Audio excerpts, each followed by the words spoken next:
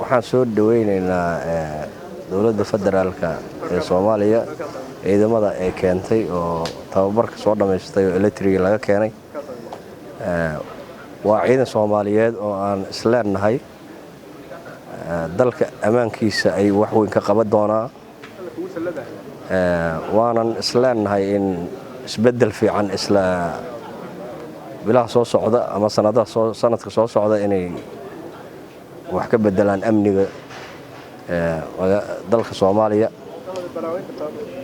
waa soo dhaweynaynaa sidii quruxda badan oo madaxweynuhu ay u soo dadaalo ciidankaas u keenay si amniga Soomaaliya loo sugo ciidankaasna waa bogaadinaynaa inay niman wixii loo idmaday inay ka soo baxaan sida oo aan anagu ka rajeeyayno aad iyo aad aan u soo dhaweeynaa waa arrin fiican madaxweynaha arrinta oo hadda maaragtay gacanta ku hayo inuu meelaha hadda ay nimanka ku haraan ay ka soo xoreeyaan amnigeedana sugaan nabadgelyada iyo xasiloonida soo celiyaan marka waa soo dhaweeynaa madaxweynaha waan ku taageersanahay howlaha uu ciidanka ka wado ciidamadaanu kaalin weyn ka qaban karaan nabadgelyada wax weyn ka qaban karaan dhamaadka nimankaasuna waa soo gabagaboobaya inay soo gabagabaanaan umaleynayna waa sida aan rajeeyayno wax weyn ka qabanayaan amniga iyo xasiloonida looga rabo goobaha hadda ku wajahayiin si wanaagahana maaragta aan ka rajeeynaa inay arintaas ku hilgasho waana bogaadayna inay soo dadejiyo oo nimankan oo ka sifeeyay goobaha ay haystaan hadda بسم الله الرحمن الرحيم اللهم صل على سيدنا محمد وعلى آله وصحبه وسلم runtii saakay oo bishii koobaad tahay 2023 waxaan aad iyo aad ugu faraxsanahay ciidamada laga keenay Eritrea lagu soo tababaray wiilasheenii ah dhowrka sano lagu soo tababarayay lagu tababarayna khibrad ciidan nooc kastaba ha ahaatee Soomaaliduna aad u sugaysay haddana dalkii lagu soo celiyay waxtarkooda iyo sida ay ugu farxeen Soomaalidu qof kasta oo ama wiilkeedii ama ehelkeedii ama Soomaalnimo ku jirtay ama wadanimo ku jirtay way ku faraxday soo celinta lagu soo celiyay dalka Soomaaliya lagu soo tababaray dalka Eritrea runtii waxay tarayaan mustaqbal hadda midkan hadda taagana iyo mid dambe intaba inay tarayaan ayaa Soomaaliya dhama aaminsan tahay intii aan ahayn cadawgu sidaas bay aaminsan yihiin cadawguna hadda awlaso asoo afaarahaas basidiisaba qof kasta oo la keeno Soomaaliya wadaninimo ah ka shaqeynaysa Soomaalina ka shaqeynaysa iyo islaamnimada awlaso asoo shaqo ku lahayn runtii ciidamadaas Eritrea laga keenay waa dadka fikradda aan sugaynay haddana xasilinta wadanka iyo difaaciisa ay qaybta ugu badan ka qaadan doonaan haddana howlgalka socda diilo wanaagsan bay ku abuurtay aad iyo aad boqolkii 99 ay waxay dadkii ugu abuurtay dadweynihii inay yihiin ciidamadii loo soo kordhiyay haybad u leh sharafna u leh magacna u leh sida ay maaragtay u yimaadeen waqtiga ay ku soo aadeen waqtigu habboonaa inay tahay sidaas ayaa maaragtay dadku ka aaminsan yahay annagoo dhanna aan ka aaminsanahay waxaan leenahay soo dhawaada ciidankeenow waxaan leenahay wiilasheenow soo dhawaada waxaan leenahay sida la idin soo tababaray dalkiina la idin keenay ugu shaqeeya wax kale taageerina dawladnimo iyo sharaf iyo shaarka aad waataan sida uu u sharfan yahay runtii ku shaqeeya asaga ayaa dalka iyo dadka iyo idinka waa idin deeqa innagana deeqa sharafna noo ah magacna noo ah muuqaalna noo ah sidaas baan leenahay ciidamadaas wax badan ay soo kordhi karaan oo ay kamid tahay la dagaalanka al-shabaab khawaarijta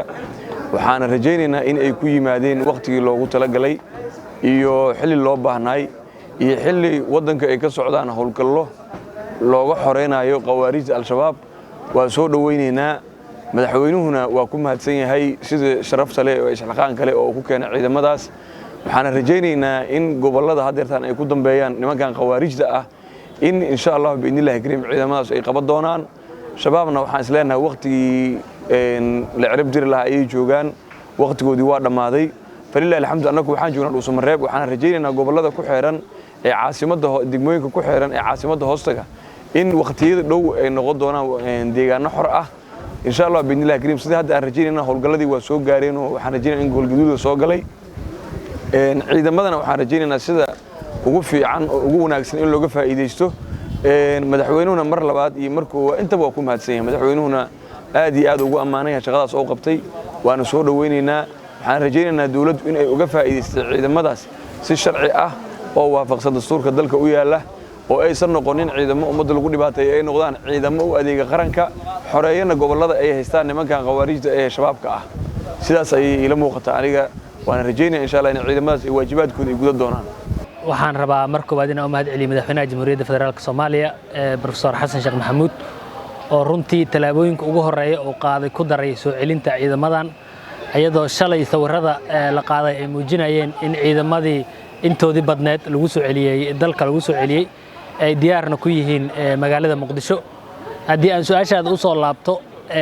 micno aad u weyn ay ku fadhiyaan in ciidamada xilligan diyaar ku ahaadaan Muqdisho ay u diyaar garoobaan howlgallada lagu ciribtirayo khawaarijta waxaan aad ugu kalsoonahay in ay ku soo aadeen xilliga loogu baahida badnaa sidoo kale waxaan aad u hubaa in ciidamadaas ay haddii sidii loogu talagalay ay ugu dhaqaaqaan aagaga iyo furmaha loogu talagalay iyo qorshayaasha dawladda u degsan ee ah ciribtirka kooxaha khawaarijta inay ka guulgaari karaan macno weyn ay ku soo kordhin karaan dadaalada aad u socdo oo haddaba la dhihi karo guulo muhiim ah laga gaaray maadaama maantay ay xor yihiin deegaanooyinka shabeellada dhexe iyo sidoo kale Hiiraan haddana la rabo in Galgaduud iyo Mudug meelaha yaryar ay ka joogaan khawaarijta la ciribtiro wixii ka dambeeyana loo jeesto in koonfurta ilaa Jubbooyinka laga saaro kooxaha khawaarijta ah waan aaminsanahay ciidankan awoodooda tababarkooda iyo aqoontooda iyo runtii sida ay ugu diyaarsan yihiin iyo tiradooda intaba inay tahay dharbaaxo weyn ay ku tahay inay xilligan ku soo laabtaan wadanka inay khawaarijta ku tahay haddii ay dhaqaaqaan waan hubaa inaysan u babac dhigi doonin lana dagaali doonin culays badan aysan arkay doonin sida madaxweynaha uu ka dhawaajiyay meelaha maanta la tagay ee meelo ka muhiimsan oo ka fogfogna ay tagi doonaan waxayna imaadeen xilliga ugu muhiimsanaa iyo xilliga ugu saxnaa oo ciidankaas ay imaan lahaayeen waa filashadeena waa filashada ummadda Soomaaliyeed waa filashada shacabka Soomaaliyeed waa filashada rajo aad u qurux badan waana aaminsanahay in ay ciidamadaasi ay soo hoy doonaan guulo taariikhi ah oo la taaban karo lana dhihi doono ciidamadii Eritrea ka imaaday ayaa noqday kuwii soo dhameeyay dagaalkii ay kacdoonka shacabku bilaabeen ciidanka militariga iyo ciidamada kala duwan ee dawladda federaalka Soomaaliya ay garab istaageen ciidamadan ay u noqon doonaan kuwii soo afjaray oo soo dhameeyay aadana ugu kalsoonahay inay midaas dhici doonto mahadsantahay